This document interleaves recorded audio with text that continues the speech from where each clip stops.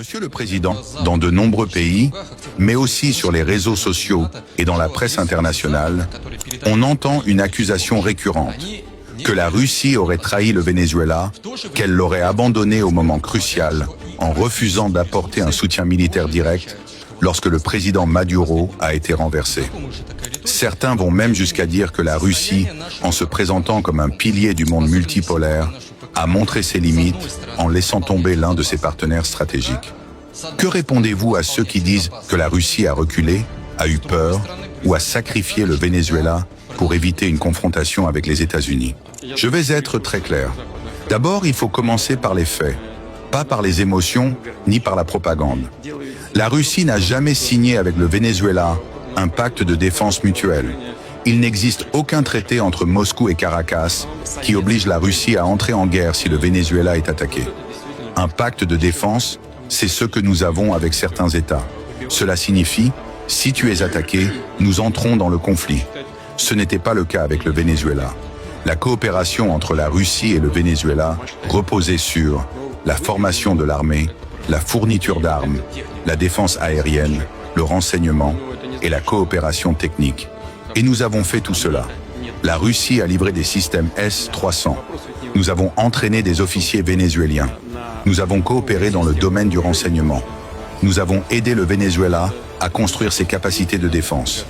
Mais un pays qui veut être souverain ne peut pas déléguer sa propre survie à une puissance étrangère.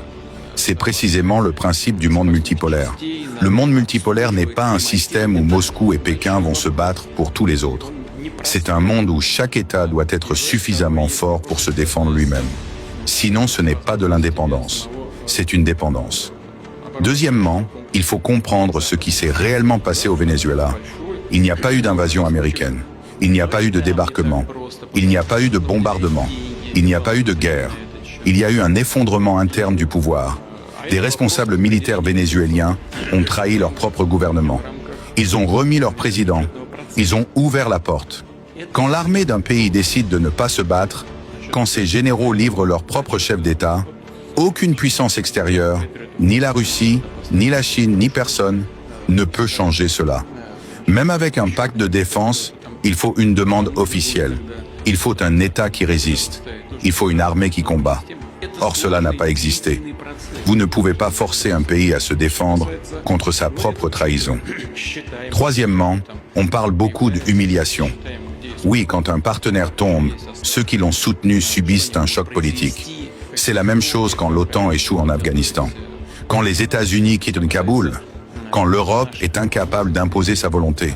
Mais l'humiliation n'est pas une trahison.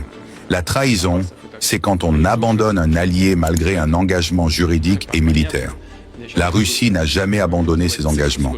Elle a respecté exactement ce qu'elle avait promis. Enfin, je veux rappeler une réalité simple. La Russie n'est pas un empire colonial.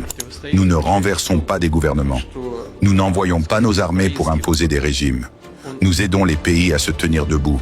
Nous leur donnons les moyens de se défendre. Mais la décision de se battre ou de se rendre appartient toujours à leur peuple et à leur armée. Si le Venezuela avait résisté, si son armée avait combattu, la situation aurait été différente. Mais on ne peut pas sauver un État qui s'effondre de l'intérieur.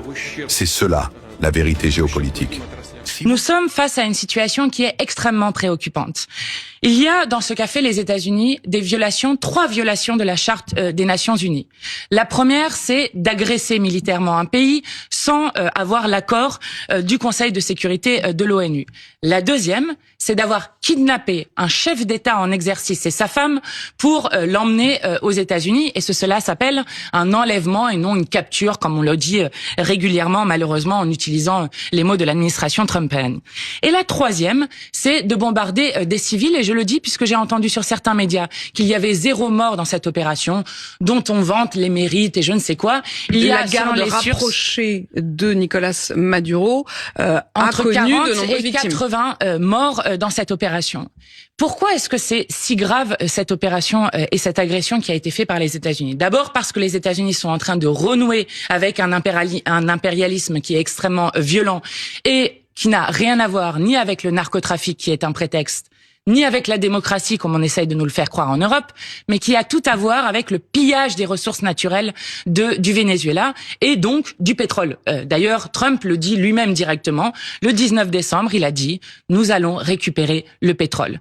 Et la deuxième chose, c'est que si on accepte que le droit international est à géométrie et à géographie variable, alors on légitime les coups de force, on légitime ensuite derrière ce qui se passe sur l'Ukraine, ce qui se passe à Gaza, ce qui se passe en République démocratique du Congo, et ce n'est pas possible. La France ne peut pas participer à cela et doit donc condamner fortement. Toujours le retour immédiat de Maduro au Venezuela. Oui, nous demandons sa libération et je crois que tous ceux qui ne demandent pas sa libération, oui, le retour au Venezuela. Le retour au Venezuela. Oui, bien sûr, mais sinon ça veut dire que vous cautionnez un kidnapping. Régime autoritaire dans le monde. Je voudrais. Et ensuite, qui peut décider qui doit enlever et kidnapper tel ou tel président en exercice? Je vous assure que là, c'est la loi du plus fort qui supplante le droit international et que le monde est alors en grand danger. Je vais vous dire. Alors, il y a plusieurs choses. D'abord, en 2013, je vous rappelle que c'était Chavez qui était au pouvoir et que Chavez est le premier qui, dans ce pays, a décidé de socialiser les ressources de pétrole et de faire en sorte que l'argent du pétrole aille au peuple vénézuélien, sortant ainsi. Est-ce qu'il est vraiment arrivé au peuple vénézuélien, cet argent du pétrole? Sous Chavez, oui, bien sûr. Il y a 5 millions de personnes qui sont sorties du seuil de pauvreté. Nous n'avons jamais dit qu'il n'y avait pas de problème avec le régime vénézuélien. Nous disons juste qu'à partir du moment où nous laissons la première armée du monde décider qui est légitime d'être à la tête de tel ou tel pays, décider de pouvoir enlever tel ou tel président, alors c'est la loi du plus fort. Je ne rentrerai pas dans ce que font les atlantismes BA ici, qui essayent d'expliquer que l'agression qui a été faite au Venezuela serait une question de démocratie. Je vous parle pas de l'agression. Si, moi je vous parle de ça. Pourquoi est-ce que je vous parle de l'agression vis-à-vis de leur peuple? Je vous parle des centaines de morts. Oui, non mais d'accord. Moi, je parle aussi du peuple vénézuélien. Et le peuple vénézuélien a le droit de choisir lui-même son avenir. Ce n'est pas une puissance étrangère qui doit décider pour le peuple vénézuélien. Ce n'est pas une puissance étrangère qui a le droit de venir voler et piller son sous-sol et son pétrole. Vous me répondez autre chose. Je vous demande de me parler de ce peuple et de ce pays. La question qui est posée n'est pas celle-ci. La question qui est posée est celle du respect du droit international. Si vous commencez à faire ce que vous êtes en train de faire et ce que font tous les atlantistes de ce pays, mais non, parce qu'encore une fois, cette question, je vous la posais déjà avant, donc ça n'a rien à voir. Mais si, ça a à voir. Parce que si la question qui est posée, c'est est-ce que c'est une démocratie exemplaire? Vous avez vu le genre de démocrate qu'on a avec Donald Trump? Vous savez qu'aujourd'hui, c'est une démocratie exemplaire. Je vous ai demandé de qualifier ce régime. Aujourd'hui, oui, mais la question n'est pas la qualification. Je ne veux pas répondre aujourd'hui à cette question parce que la question n'est pas la qualification du régime.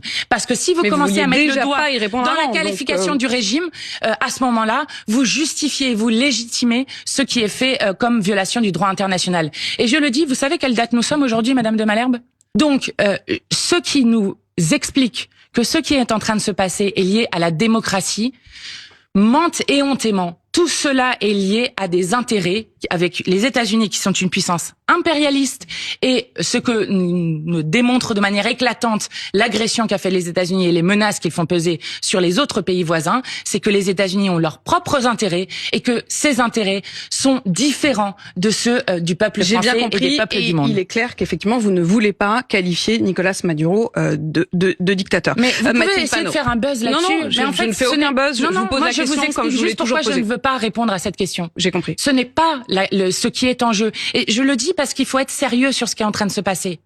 Il faut être sérieux sur le fait que ce qui est en train de faire Donald Trump est en train de mettre en danger le monde entier. Lorsqu'on va parler par exemple de l'Ukraine, comment voulez-vous défendre le peuple ukrainien alors que, en disant à Poutine qu'il n'a pas le droit d'envahir son voisin, alors que Trump est en train, lui aussi, de violer le droit international, alors qu'un membre du Conseil de sécurité de l'ONU est en train de violer le droit international. Donc, c'est de ça dont il est question. C'est bien compris.